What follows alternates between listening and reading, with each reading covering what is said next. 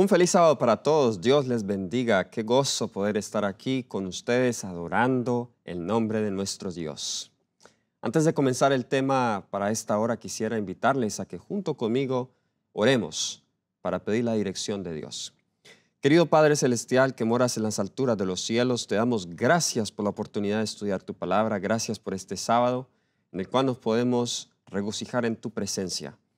Pedimos que al tocar este tema tan sensible, tan profundo, tan complejo, tú nos des sabiduría y aclares mi mente. Ayúdame a explicarlo de la manera más clara, sencilla.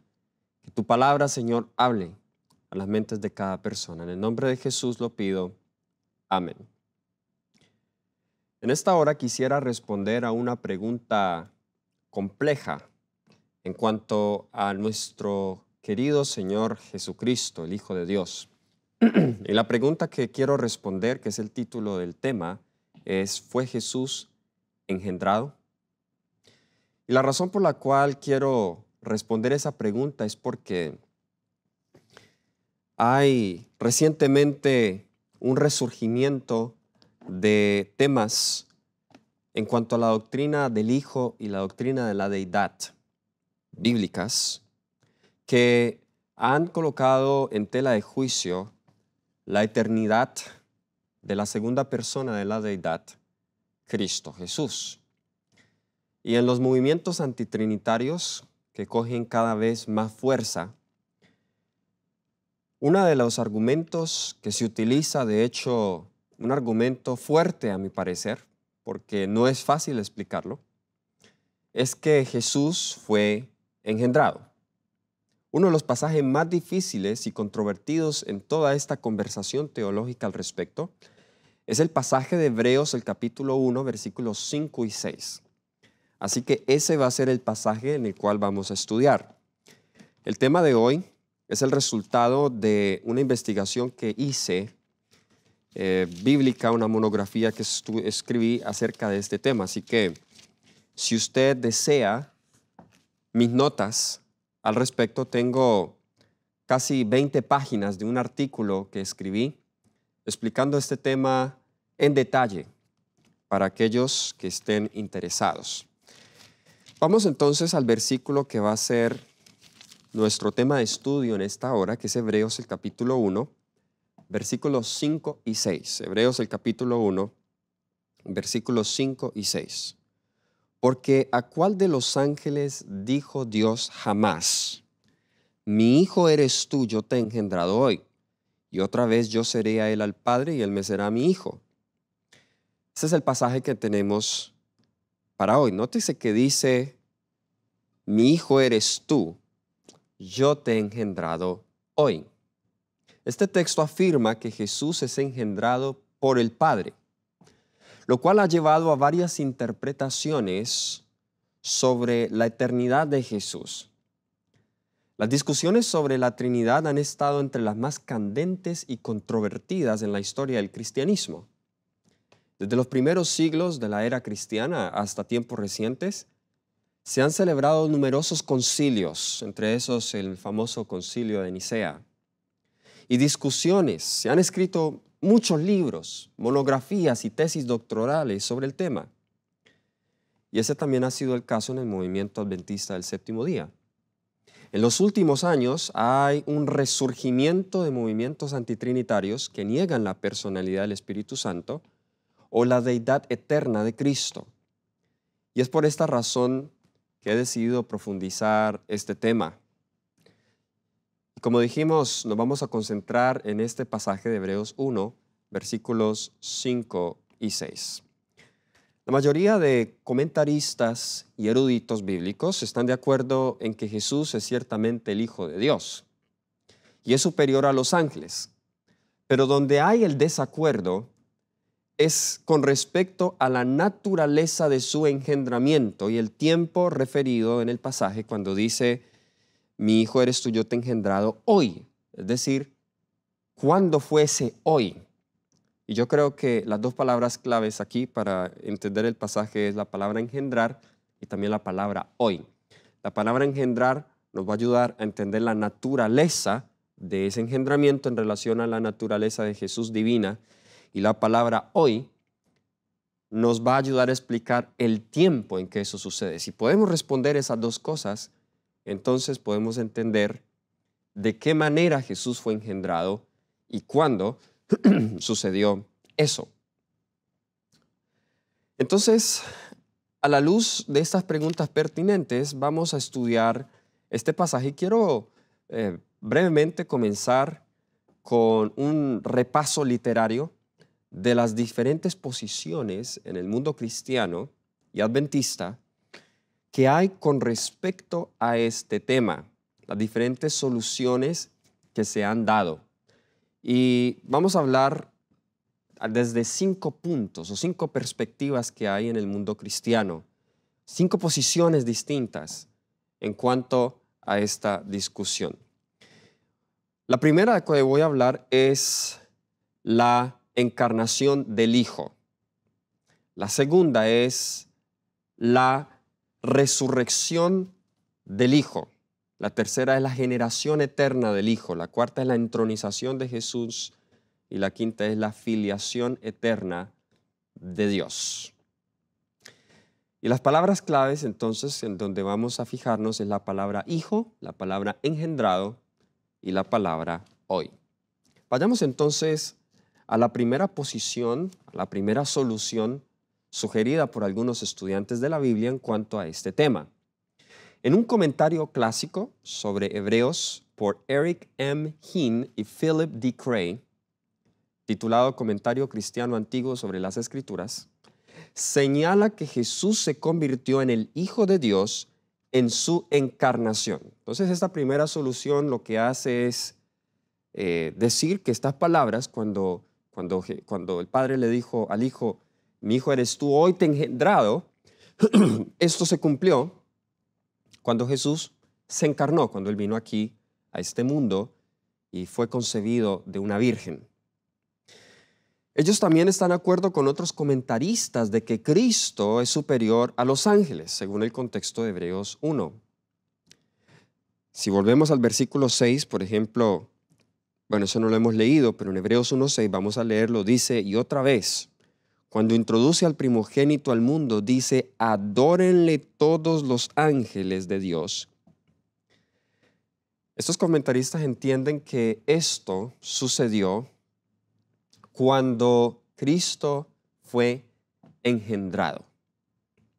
Y citando a Teodoreto de Sir, se dice, ambas frases, trae el primogénito y adórenlo todos los ángeles, se sugiere a la encarnación. ¿De dónde viene al mundo Él?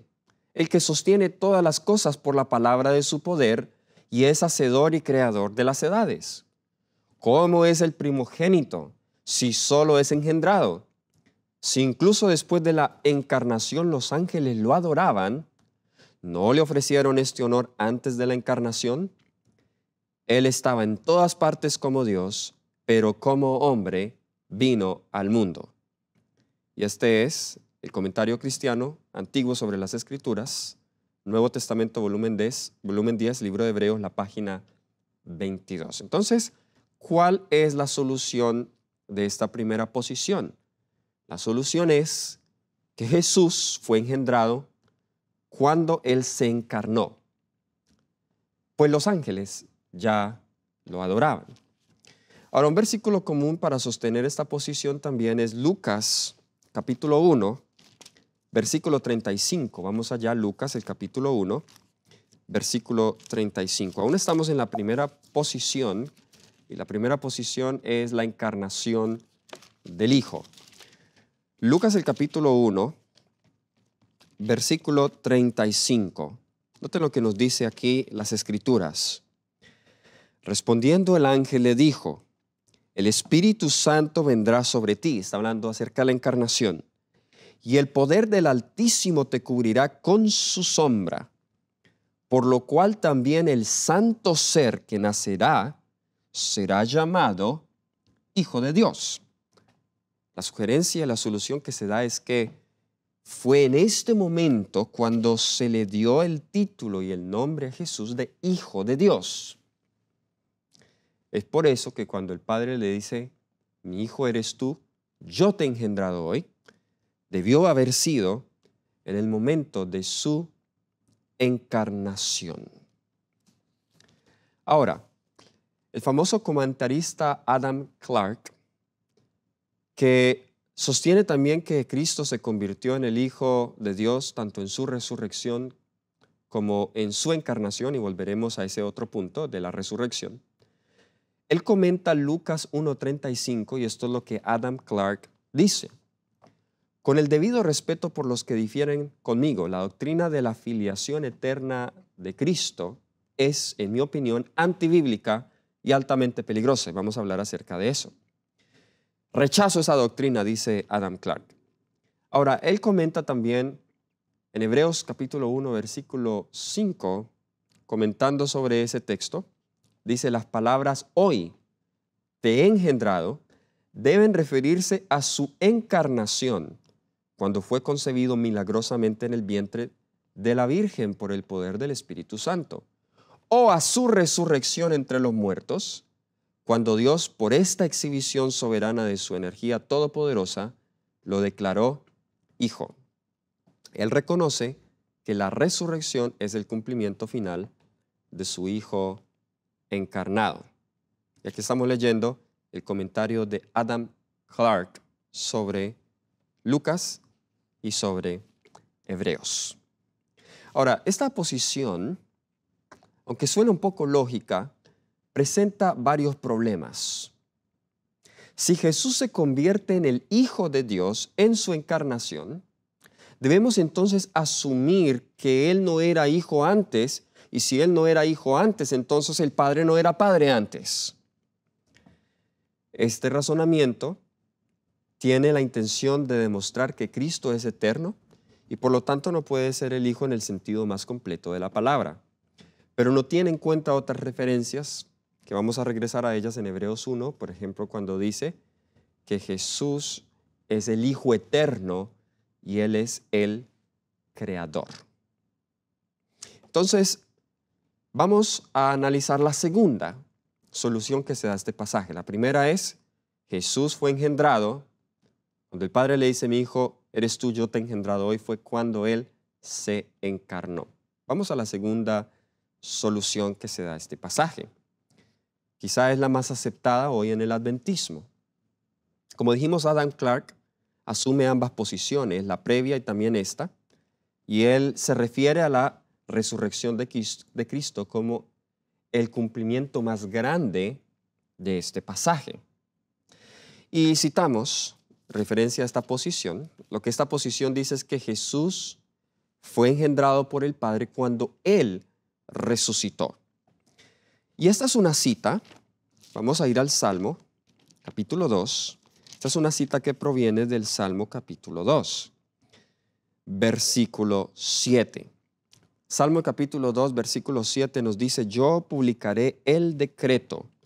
Jehová me ha dicho, mi hijo eres tú, yo te engendré hoy. De allí viene el texto. Y vamos a analizar en un momento el contexto del Salmo 2, porque el Salmo 2 arroja luz a lo que Hebreos 1 está diciendo. Pero bien, este texto no solamente se cita en Hebreos 1, pero también se cita en Hechos 13:33. Vamos allá. Hechos, el capítulo 13 y el versículo 33.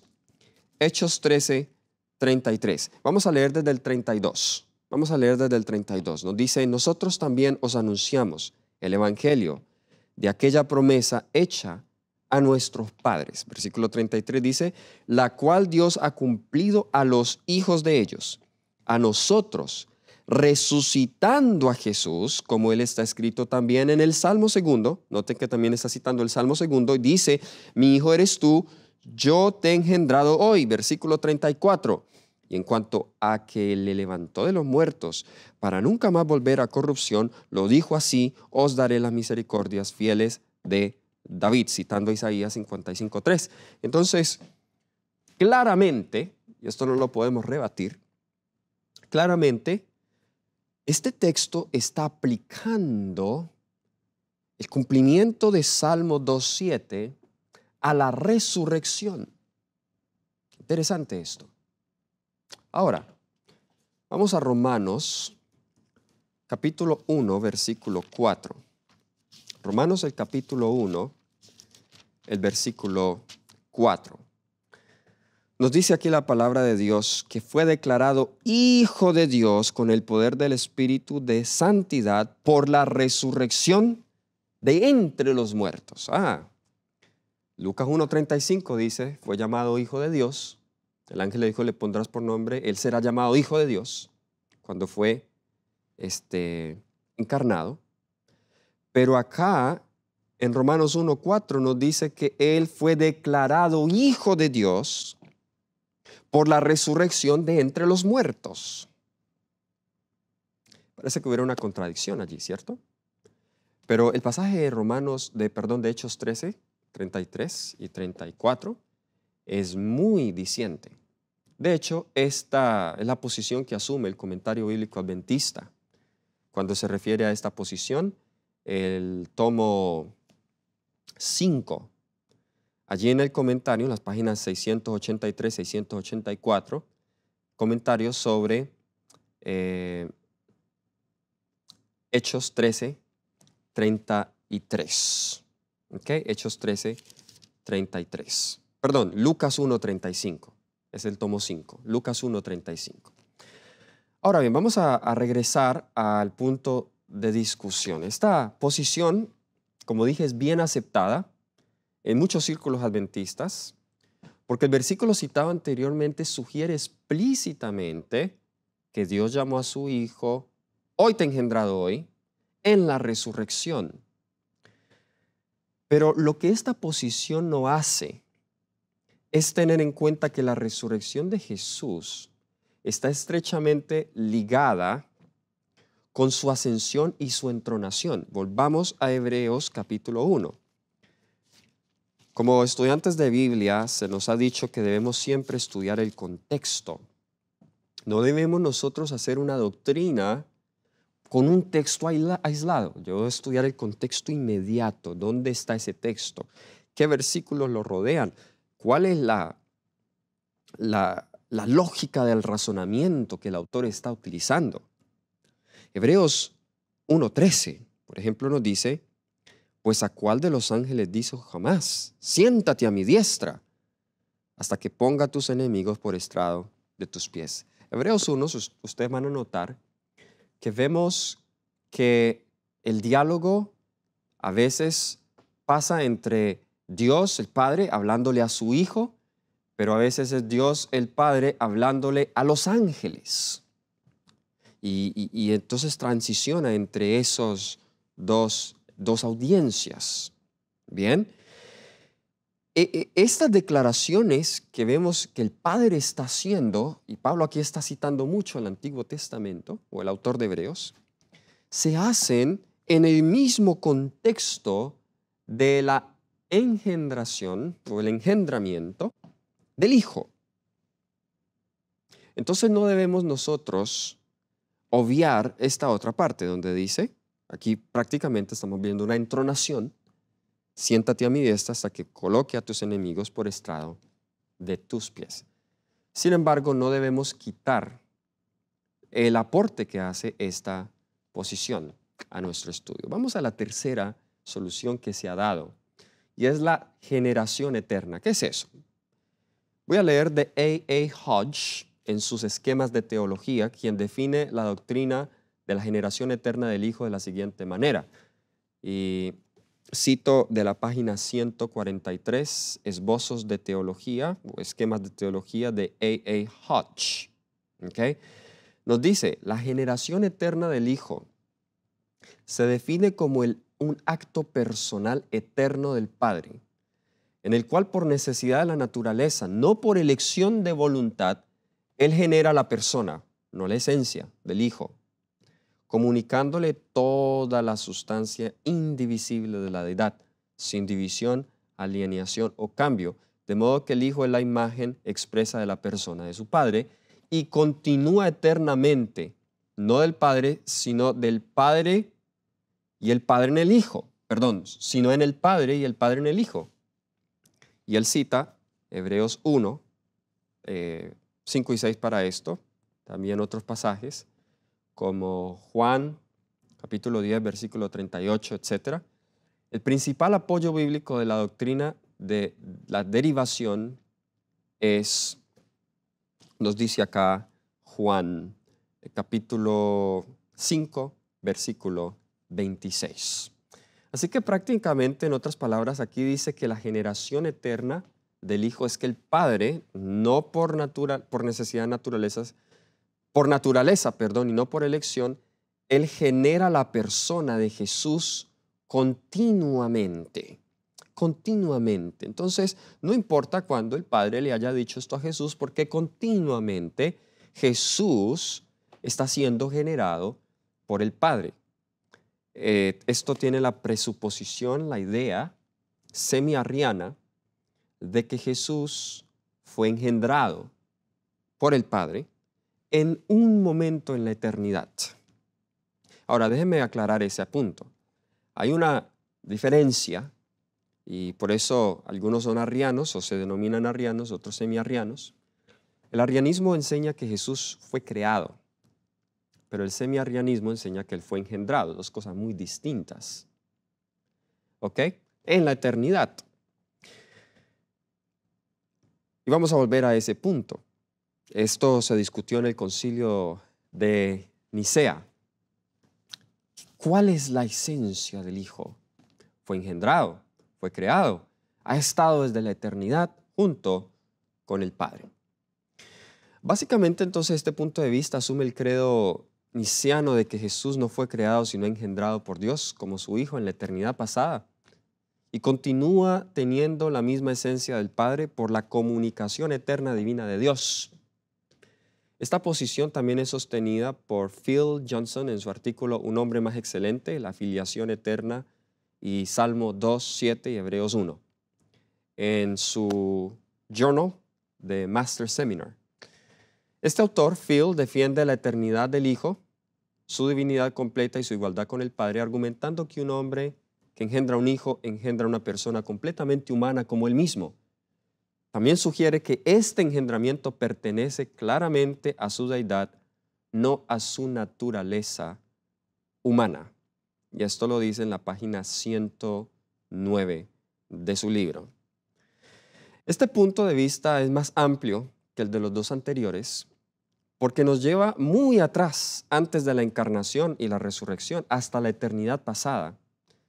Sin embargo, este punto de vista no logra traducir el sentido bíblico de la palabra engendrado como un término funcional en vez de ser un término generacional. Y ahí voy a hacer pausa y voy a repetir lo que acabo de decir. La palabra engendrado, creo yo, y voy a demostrarlo bíblicamente, aquí en Hebreos 1, no es un término funcional, sino, o más bien, no es un término generacional, sino que es un término funcional. Y me explico. Si yo utilizo la palabra engendrado como un término generacional, entonces estoy hablando de engendrar en el sentido más amplio de la palabra. Pero si lo hablo como funcional, entonces tengo que mirar cómo esa palabra, cómo ese concepto de engendramiento era usado en los tiempos bíblicos, en el Antiguo Testamento, porque de ahí se está citando, y cómo lo entendió la audiencia de Hebreos en su tiempo. Volveremos a ese punto. Lo que estamos haciendo en esta primera parte es, estamos explorando las distintas soluciones que se han dado a este pasaje. Ya hemos visto tres: la encarnación del Hijo, la resurrección del Hijo y la generación eterna del Hijo. Vamos a la entronización. Esa es la cuarta solución que vamos a explorar. De acuerdo a Gareth Lee Cockrell, en su comentario a la epístola a los Hebreos, ofrece una solución ampliamente aceptada del problema de Hebreos 1, 5 y 6. Él es fiel al contexto de Hebreos 1 cuando concluye que hoy se refiere a la exaltación o a la entronación, porque fue cuando Jesús se sentó a la diestra de la majestad en lo alto, que el Hijo heredó el nombre superior. Así que como habíamos leído en el versículo 13, que este pronunciamiento de que mi hijo eres tú, yo te he engendrado hoy, está en relación con la entronación de Jesús. Bueno, este autor, Gareth Cockerill, está en armonía con eso. Él también declara que las palabras del Salmo 2 dirigidas al descendiente de David encuentran su cumplimiento final en la entronización celestial de Cristo. Al definir lo que significa para Jesús ser el primogénito, comenta que primogénito es una designación apropiada para el Hijo cuando entra en su herencia en la exaltación o entronización. Ahora, este punto es uno de los puntos que recientemente, o no voy a decir recientemente, ya un tiempo atrás, se está convirtiendo en quizá la posición más aceptada hoy entre algunos círculos académicos de la Iglesia Adventista del Séptimo Día. Por ejemplo, el doctor Félix Cortés en su tesis doctoral sobre Hebreos, el ancla del alma que entra dentro del velo, la ascensión del Hijo en la carta a los Hebreos, también llega a la misma conclusión. De allí se deduce o se discute que la entronización de Jesús en Hebreos 1 sigue estas mismas 3 etapas de la ceremonia de entronización en el cercano Oriente, a saber, la adopción divina del Hijo, número 1. Número 2, la unción del gobernante y la inversión del poder. Y luego, número 3, su asiento en el trono. Ahora, vamos a explorar eso, esta posibilidad, y déjenme decirles que yo me siento inclinado por sostener esta posición como la que mejor explica el texto. Déjenme darles un poco de contexto en cómo es que las entronizaciones, la ceremonia de entronización se hacía en el Medio Oriente. Ahora, antes de decirlo, déjenme decir pues que un contexto, vamos a 2 de Samuel, 2 pasajes son claves para entender Hebreos 1, esta porción del pasaje. Uno, ya lo dijimos, el Salmo 2, volveremos allí, y la otra es 2 de Samuel, el capítulo 7, donde nosotros vemos que Dios aquí está haciendo un pacto con David. Y quiero leer varios pasajes aquí. Nos dice a partir del versículo 8 en adelante. 2 de Samuel, capítulo 7, versículo 8 en adelante. El contexto es: David quería edificar casa a Dios. Natán le había dicho: haz todo lo que haya en tu corazón, pero luego Dios envía a Natán, el profeta, dice: mira, dile a David que él no puede edificarme casa, pero su hijo lo hará. Entonces aquí hay una conversación con David y nos dice a partir del versículo 8, ahora pues dirás así a mi siervo David: así ha dicho Jehová de los ejércitos, yo te tomé del redil, de detrás de las ovejas, para que fueses príncipe sobre mi pueblo, sobre Israel. Y he estado contigo en todo cuanto has andado, y delante de ti he destruido a todos tus enemigos, y te he dado nombre grande como el nombre de los grandes que hay en la tierra. Además, yo fijaré lugar a mi pueblo Israel y lo plantaré para que habite en su lugar y nunca más sea removido, ni los inicuos le aflijan más como al principio. Desde el día en que puse jueces sobre mi pueblo Israel, y a ti te daré descanso de todos sus enemigos. No es el tema hoy, pero interesante que Hebreos 4 habla de este descanso como cumplimiento de esta promesa. Asimismo, Jehová te hace saber que Él te hará casa. Cuando tus días sean cumplidos y duermas con tus padres, yo levantaré después de ti a uno de tu linaje, el cual procederá de tus entrañas, y afirmaré su reino. Él edificará casa a mi nombre, yo afirmaré para siempre el reino, el trono de su reino. Ahora noten este versículo clave. Aquí está citando Hebreos 1:5. Yo le seré a él padre, versículo 14, y él me será a mí hijo.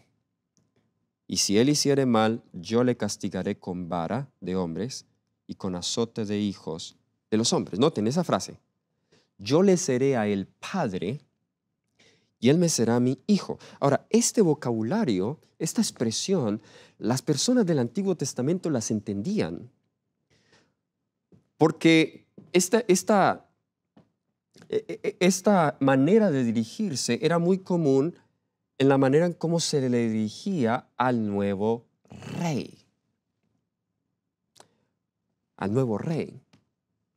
Por lo general, el sacerdote o alguna figura de autoridad se dirigía cuando un rey era elegido para el trono, se le llamaba el hijo y se veía como la adopción de ese rey.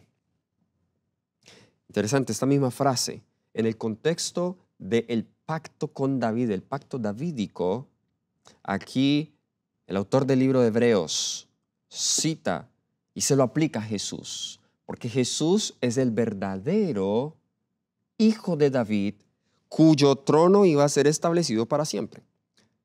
Aunque en el contexto inmediato de 2 Samuel 7, no se está hablando de Salomón, pero nosotros sabemos que Salomón, el reino y el trono de Salomón no duró para siempre.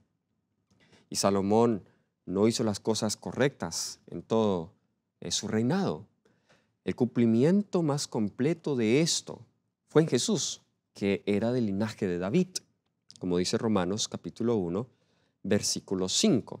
Entonces volvamos a Hebreos 1 y vamos a ver estas tres fases en cuanto a una ceremonia de entronación. Las tres fases de una ceremonia de entronación. La primera fase, dijimos, la adopción divina del Hijo. Esa la vemos en el versículo 5, vamos a volverlo a leer en Hebreos 1, versículo 5, porque a cuál de los ángeles dijo Dios jamás, mi hijo eres tú, yo te he engendrado hoy, y otra vez yo seré para él padre y él me será hijo. Note, él aquí cita dos textos. Mi hijo eres tú, yo te he engendrado hoy, ese viene del Salmos 2:7, y yo seré a él padre y él me será hijo, eso viene de 2 Samuel 7:14.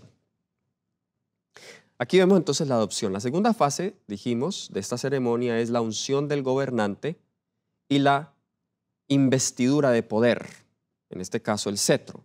Eso lo vemos en los versículos 8 y 9 de Hebreos 1. Note lo que dice. Mas del Hijo dice, tu trono, oh Dios. Qué interesante. ¿Cómo le llama el Padre al Hijo? Le llama Dios. Los testigos de Jehová le han puesto la palabra Dios aquí en minúscula y han cambiado este texto. Pero este texto es clarísimo. Dice, tu trono, oh Dios, por el siglo del siglo. En otras versiones dice, es eterno. Cetro de iniquidad. Note, el cetro es un símbolo de poder, de autoridad. Cetro de equidad es el cetro de tu reino. Has amado la justicia, has aborrecido la maldad, por lo cual te ungió Dios, el Dios tuyo, con óleo de alegría más que a tus compañeros. Entonces, cuando el rey era seleccionado, cuando el rey era elegido, lo que se hacía era que se ungía al rey y se le vestía de autoridad, se le daba el cetro. David pasó también por una ceremonia de ungimiento y recibió el cetro de poder. Entonces, después de eso, lo tercero es que ahora el rey se sienta en su trono. Y eso lo leímos en Hebreos 1:13. Pues a cuál de los ángeles dijo Dios jamás, siéntate a mi diestra hasta que ponga tus enemigos por estrado de tus pies. Ahora, no hay duda de que hay un apoyo inequívoco de que la carta a los hebreos hace suficientes alusiones a la entronización de Jesús y a la inauguración del nuevo pacto en el cual, en el santuario celestial, cuando Jesús se entronizó en el santuario celestial, Jesús inaugura un nuevo pacto. Jesús sube allí, comienza su ministerio de acuerdo al orden de Melquisedec, que era tanto rey como sacerdote. Por eso es importantísimo que el autor de Hebreos, antes de que llegue al punto de Jesús como sacerdote, de acuerdo al orden de Melquisedec, él prueba que Jesús es Dios y que Jesús es rey en el capítulo 1 y en el capítulo 2 prueba que Jesús es hombre. Pues para ser sacerdote de acuerdo al orden de Melquisedec, Melquisedec era tanto rey de Salem, pero Melquisedec también era sacerdote. Y para ser sacerdote debía ser elegido entre los hombres, dice Hebreos 5. Jesús fue tomado y elegido entre los hombres como hombre, como humano.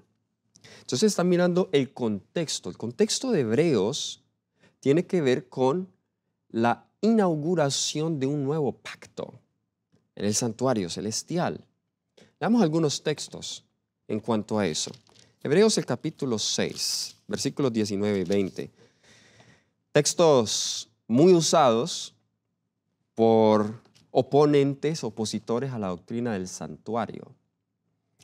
Estos textos han sido usados por Desmond Ford y sus seguidores y sus simpatizantes para decir que en realidad no hay tal cosa como que Jesús pasó en el año 1844 del lugar santo al lugar santísimo, porque Jesús entró al lugar santísimo inmediatamente después de su ascensión.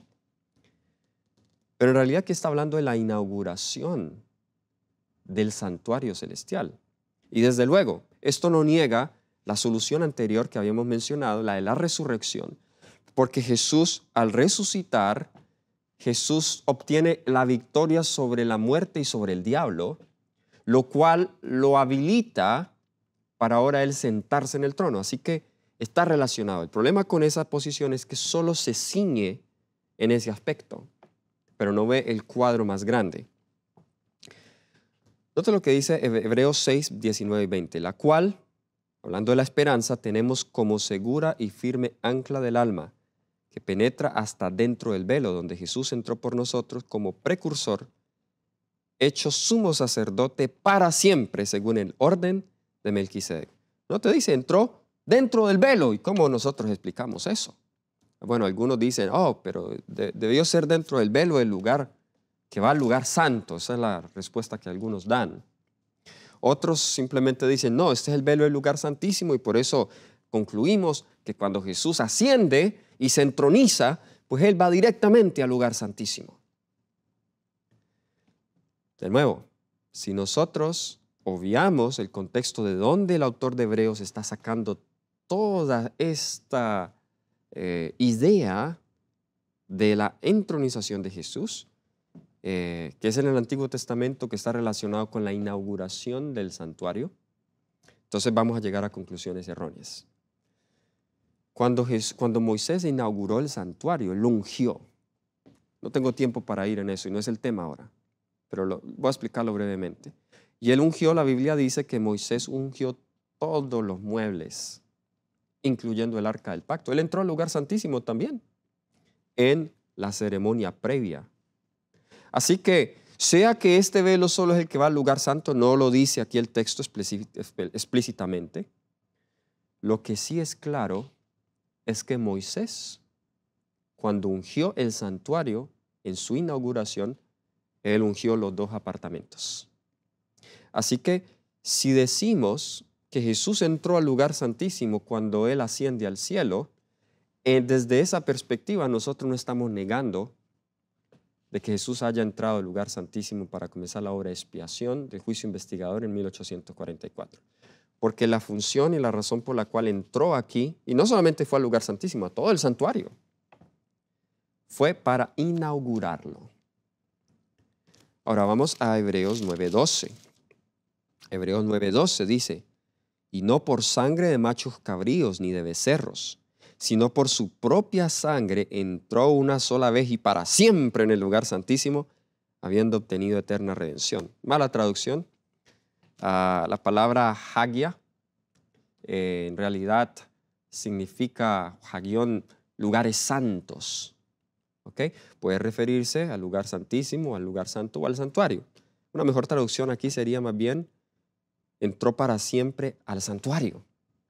Eso es lo que está queriendo decir. Pero Hebreos 10, 19 y 20, lo vemos un poquito más claro. Hebreos 10, 19 y 20 nos dice, así que hermanos, teniendo libertad para entrar, de nuevo aquí al lugar santísimo dice, mejor traducción sería santuario, por la sangre de Jesucristo, por el camino nuevo y vivo que nos abrió a través del velo, esto es, su carne.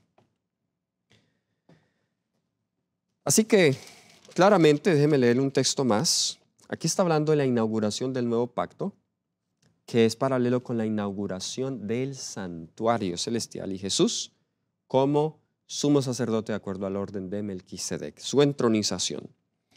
En Hebreos 1, versículos 3 al 5, el versículo 2 dice, Jesús se hace ministro del santuario y de aquel verdadero tabernáculo que levantó el Señor y no el hombre. Cuando Jesús asciende al cielo, se hace ministro del santuario y de aquel verdadero tabernáculo que levantó el Señor y no el hombre. Me gusta que aquí se utiliza la palabra santuario. Lugar santo y lugar santísimo.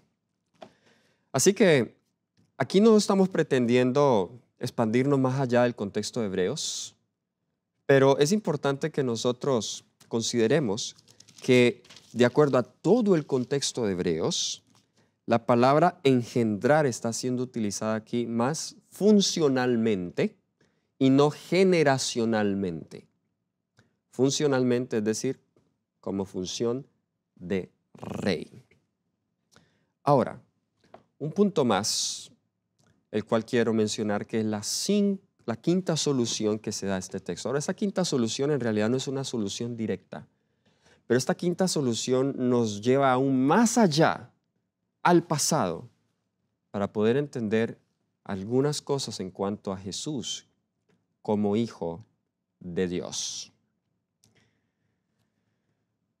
Y esta solución sugiere o agrega un elemento más a esta discusión, y es un pasaje poco ignorado, y es Proverbios 8. Así que tenemos ya 3 pasajes que nos arrojan luz. Salmos 2, 2 Samuel 7 y Proverbios 8. De hecho, antes de que vaya a Proverbios 8, yo les dije que les iba a dar un breve contexto del Salmo 2. El Salmo 2, volviendo allí, el Salmo 2 es un salmo que se escribe en el contexto del ungimiento de un rey, posiblemente el rey David. Y cómo los enemigos no estaban contentos, no estaban felices, las naciones estaban airadas porque no querían que ese rey reinara. Y ellos estaban maquinando para cuando este rey fuese puesto en el trono. Así que de nuevo, el contexto es entronización.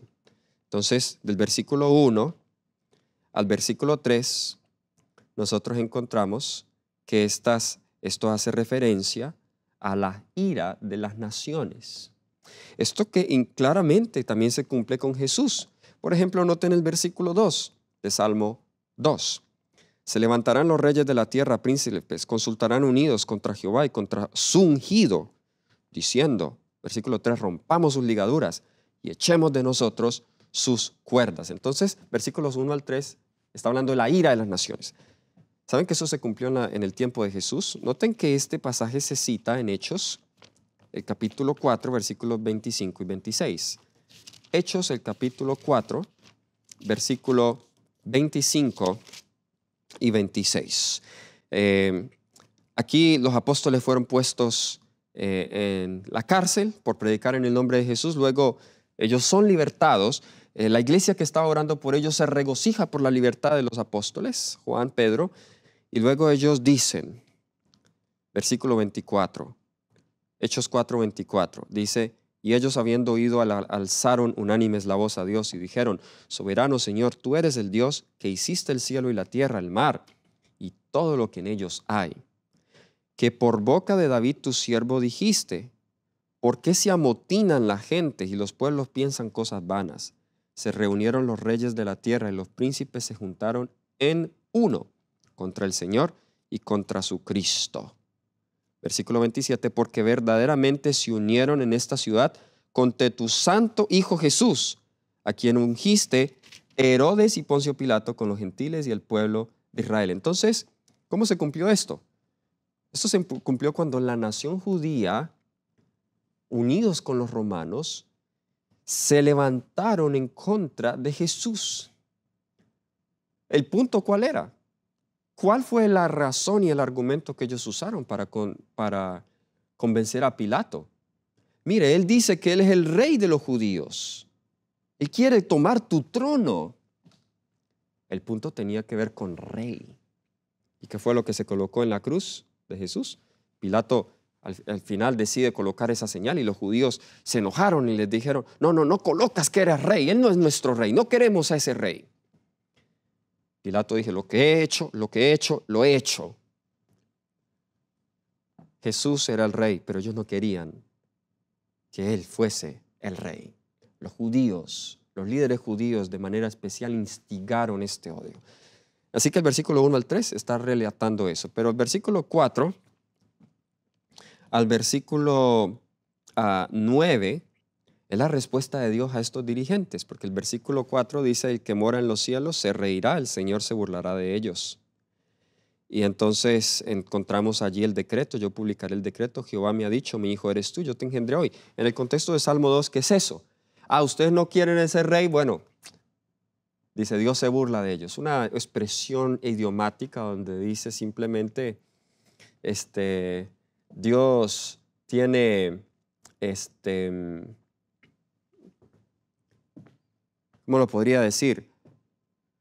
Dios se adolece de la ignorancia o de los esfuerzos débiles que tienen estas personas. Él simplemente no le afecta su felicidad porque él sabe que sus propósitos no van a cumplirse. ¿Okay? Y entonces Dios les dice, yo he publicado el decreto. No importa lo que ustedes hagan, mi decreto se va a cumplir. Él va a ser el rey.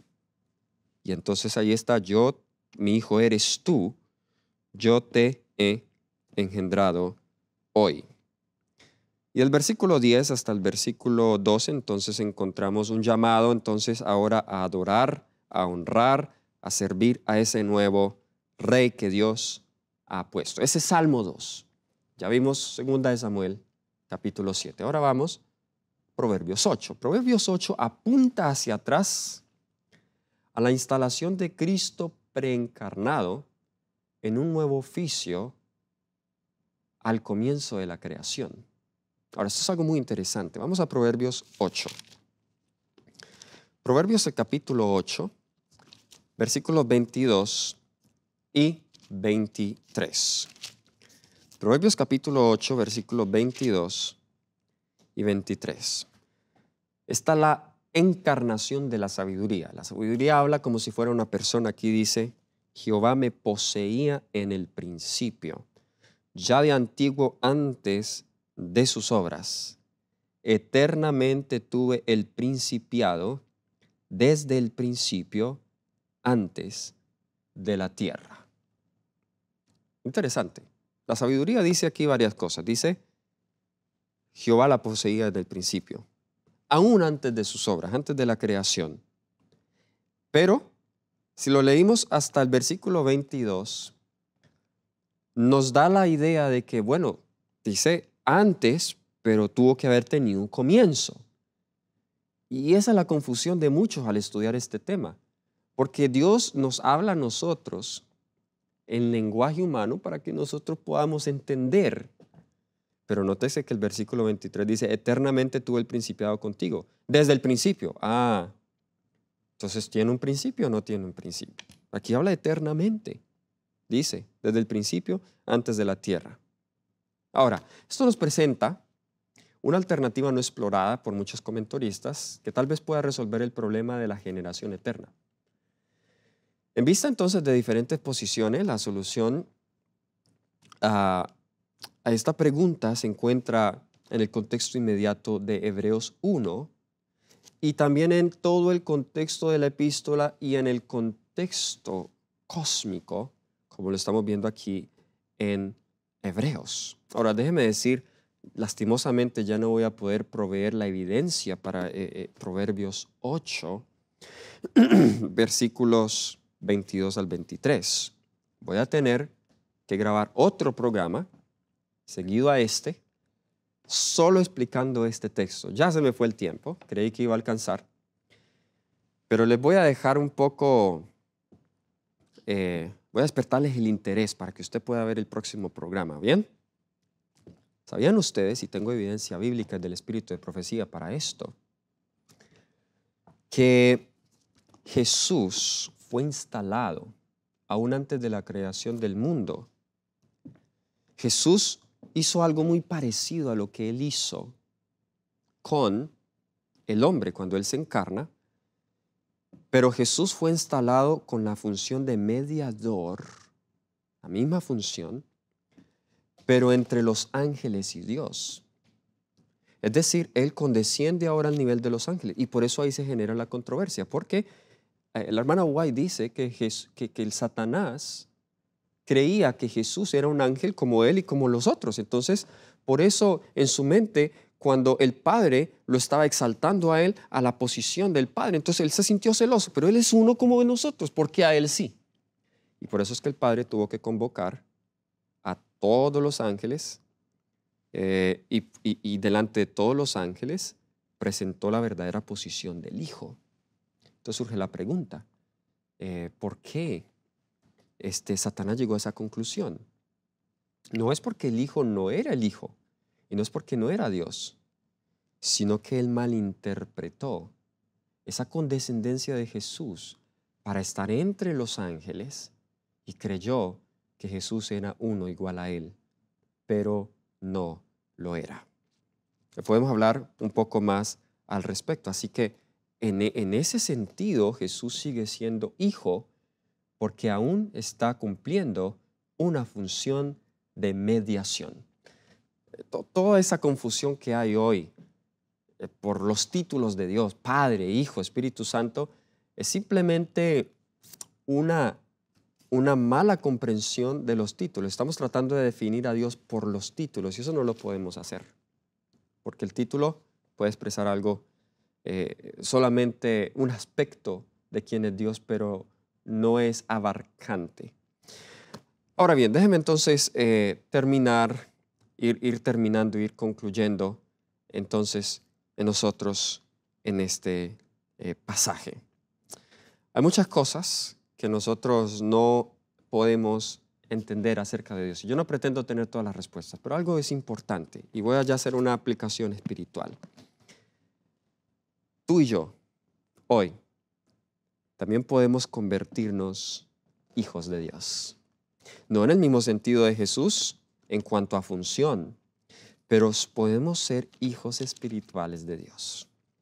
Y el Padre también quiere decirte a ti hoy, ya en el sentido espiritual de adopción, mi hijo eres tú, yo te quiero engendrar hoy.